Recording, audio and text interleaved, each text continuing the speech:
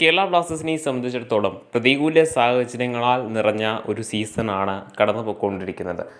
ഒരുപക്ഷേ കേരള ബ്ലാസ്റ്റേഴ്സിൽ ഒരുപാട് മാറ്റങ്ങൾ അനാവശ്യമായി കൊണ്ടുവന്നതിൻ്റെ ഒരു പ്രതിഫലനമായിരുന്നു ഈ കഴിഞ്ഞു പോയിട്ടുണ്ടായിരുന്ന സീസണിൽ ആദ്യ ഘട്ടത്തിൽ ബ്ലാസ്റ്റേഴ്സ് ആരാധകർ കണ്ടിട്ടുണ്ടായിരുന്നത്.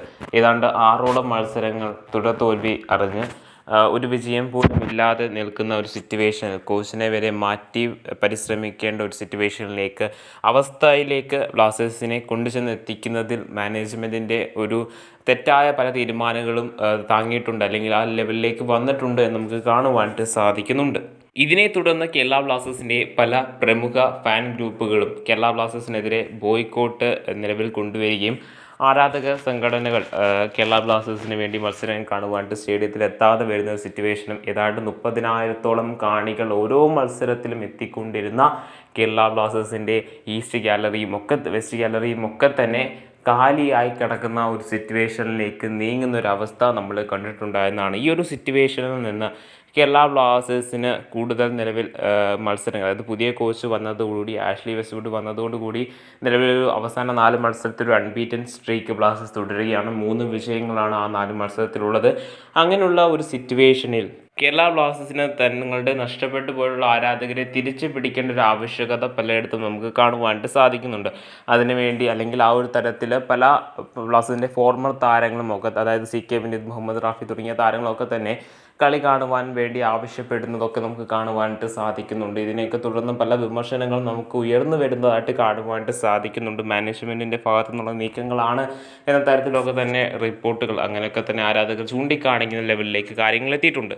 ഈ ഒരു സാഹചര്യത്തിൽ ആരാധക സംഘടനകളുടെ ബോയ്ക്കോട്ട് അത് പരാജയമാണോ എന്നൊരു സംശയം പലർക്കുമുണ്ട്. പക്ഷേ അങ്ങനെയല്ല. നിലവിലെ സാഹചര്യത്തിൽ, അതായത് ഒരു ഫ്രീ ടിക്കറ്റുകളാണ് ബ്ലാസ്റ്റേഴ്സ് മാനേജ്മെൻറ്റ് അല്ലെങ്കിൽ ബ്ലാസ്റ്റേഴ്സ് പ്രൊവൈഡ് ചെയ്തുകൊണ്ടിരിക്കുന്നത്. അതിലൂടെ ഒരു അത്യാവശ്യം കാണികൾ കൂടുന്ന ഒരു സാഹചര്യമാണ് നിലവിലുള്ളത്. നിലവിൽ എപ്പോഴും ബോയ്ക്കോട്ട് നല്ല ശക്തമായി തന്നെ തുടർന്നുകൊണ്ടിരിക്കുന്ന സിറ്റുവേഷനാണ് നമുക്ക് കാണുവാനായിട്ട് സാധിക്കുന്നത്.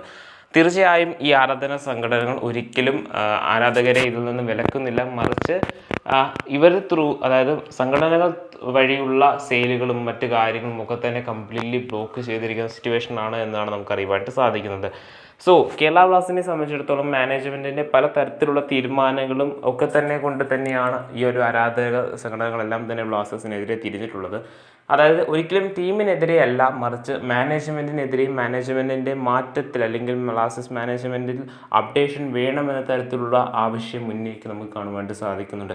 ഒരു ചാമ്പ്യൻ മെൻറ്റാലിറ്റിയുള്ള ടീമാക്കി ബ്ലാസ്റ്റേഴ്സിനെ മാറ്റിയെടുക്കുക എന്ന ലക്ഷ്യമാണ് നിലവിൽ ആരാധകർക്കുള്ളത്.